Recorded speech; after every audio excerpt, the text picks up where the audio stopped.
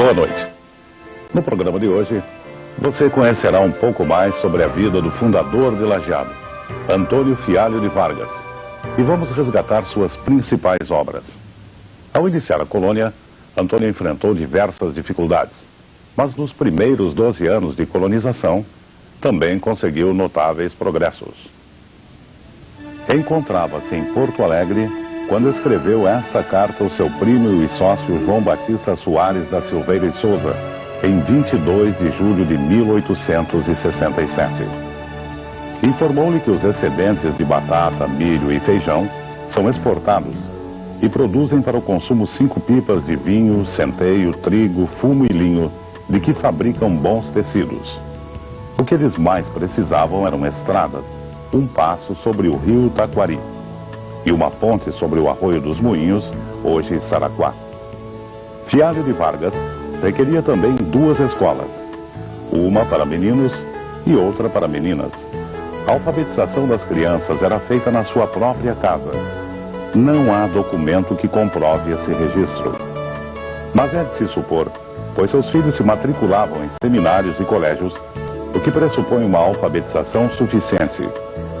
Em 1861, havia 118 menores de 12 anos, sendo 55 meninos e 63 meninas. Toda a colônia dos conventos tinha em 1867 em torno de 400 habitantes e 85 famílias. A temida Cachoeira do Lajeado, defronte à antiga sede da Fazenda do Lajeado ou Carneiros, não permitia a ultrapassagem de barcos maiores para o seu pequeno porto junto ao paredão, à foz de um riacho. Os marinheiros tinham que descarregar a carga antes de chegar à Cachoeira do Lajeado para transportá-la em gasolinas ou mesmo canoas. Ou mesmo continuar o transporte por carroça, puxada por parelhas de cavalos ou burros. A subida desde o improvisado porto na barra do arroio da Fazenda dos Conventos, ao lado do paredão, até o sobrado do Fialho de Vargas, era muito forte e alta. Os escravos fizeram um calçamento para facilitar o acesso das pessoas e cargas até chegar à moradia. Afinal, o sobrado também servia de hotel para os compradores dos lotes coloniais. Por essa razão, ele mandou construir um porto logo abaixo da Cachoeira do Lajeado. Antigamente, os irmãos João e José Inácio Teixeira já tinham um pequeno porto na foz do Arroio Lajeado, hoje Arroio do Engenho.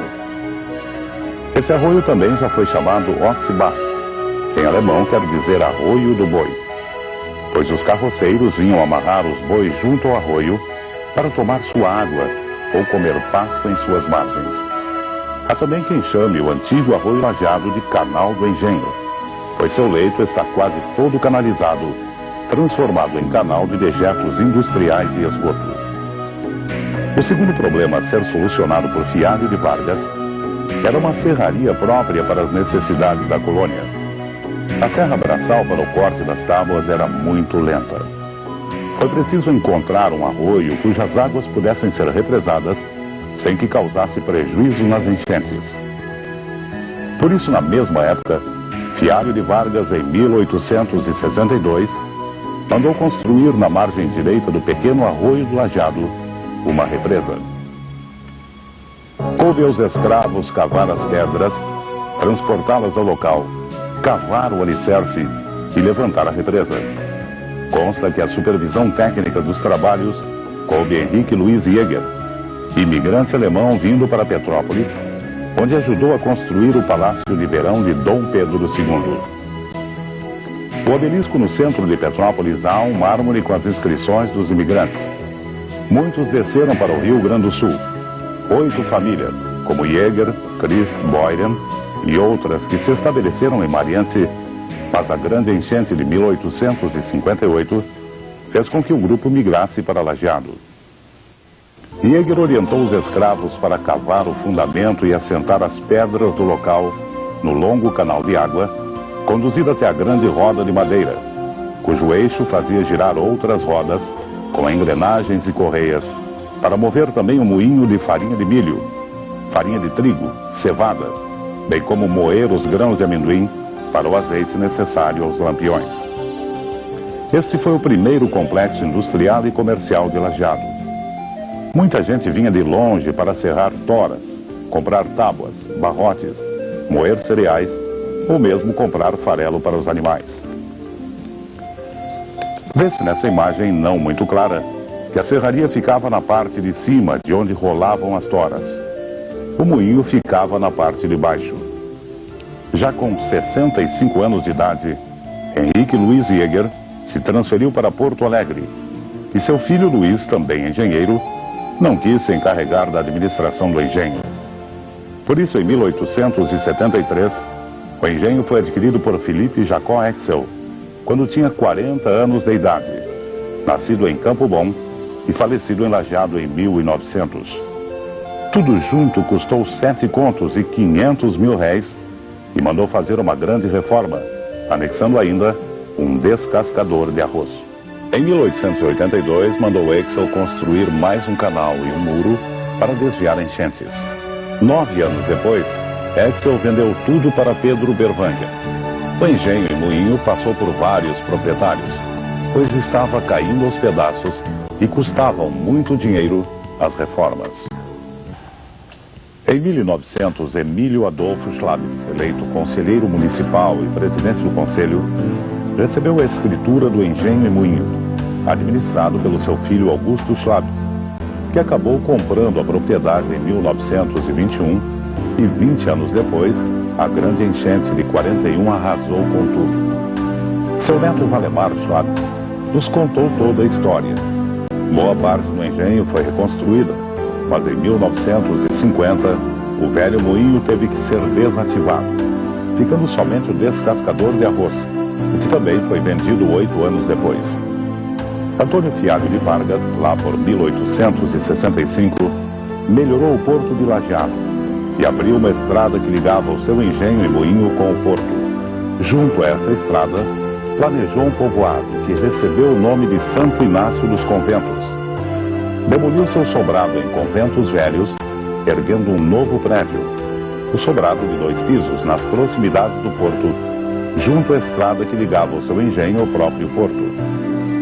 Estava localizado na Júlio de Castilhos, onde hoje se encontra a parte da loja Pinto Miller com a esquina da Borges de Medeiros.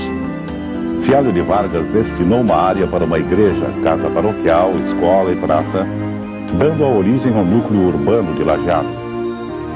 Além do sobrado, mandou também Luiz Jäger construir a pequena capela em honra de Santo Inácio de Loyola, fundador da Ordem dos Jesuítas.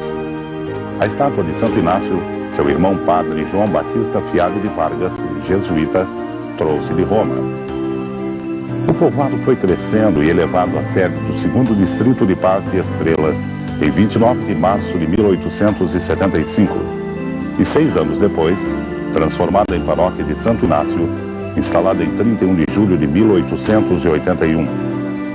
O primeiro sobrado de Fialho de Vargas, construído em Conventos Velhos, hoje Carneiros, não era tão grande como seu segundo sobrado, construído lá por 1870 aqui em Lajeado e que estamos vendo na imagem.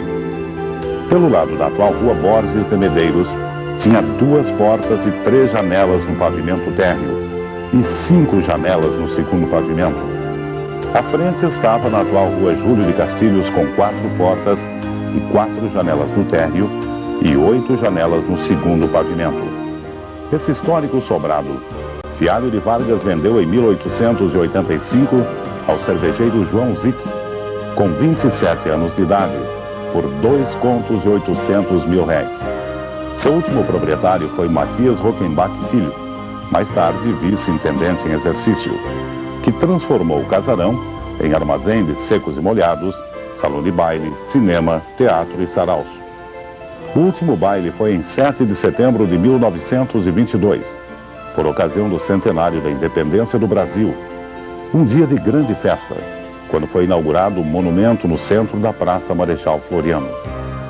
Consta na história oral que na segunda-feira seguinte foi iniciada a demolição do sobrado. Os tijolos serviram para a construção da sede social do Clube Tiro e Caça, que na época era a Sociedade Ginástica Lajeadense. No local onde foi demolido o sobrado, foi construído o prédio da loja Pinto Miller e o palacete de Alfredo Jäger. Na tela aparece uma foto de Lajeado. É de 1939, quando a vila foi elevada à categoria de cidade. A família dos Fialho de Vargas era tradicionalmente muito religiosa. Além das orações da manhã e da noite, antes e após as refeições, havia as meditações na recitação do terço, orações comunitárias aos domingos e dias santos de guarda. O casal transmitia sua fé não só pelas palavras, mas sobretudo pelo exemplo e no trato com as pessoas. Como a lei permitia e era costume secular em todo o território brasileiro, os Fialho de Vargas tinham muitos escravos. No inventário da falecida mulher em 1881, havia 19 escravos. Foram todos alforriados até 1884. Aos escravos e seus familiares alforriados ou libertos pelas leis abolicionistas, ensinavam religião, batizavam as crianças, das quais várias foram suas afilhadas. Aprendiam o catecismo, faziam sua primeira comunhão e legitimavam seus casamentos. Não havia capela só para escravos.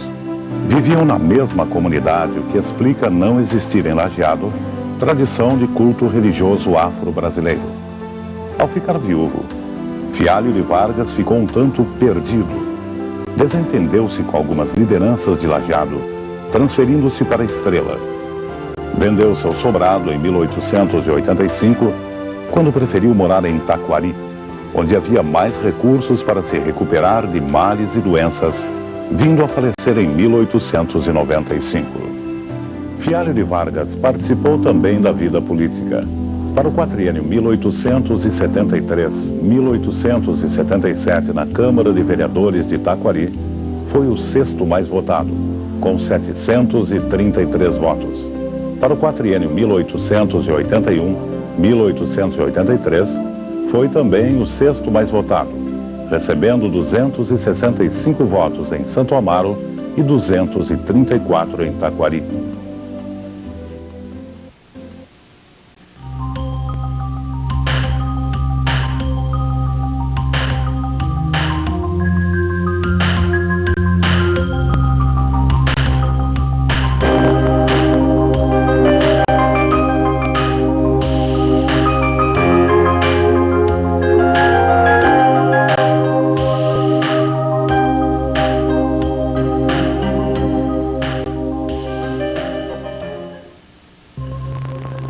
Chega ao final mais um programa Cultura em Ação. No próximo, falaremos sobre Júlio Maio. Uma boa noite e até lá.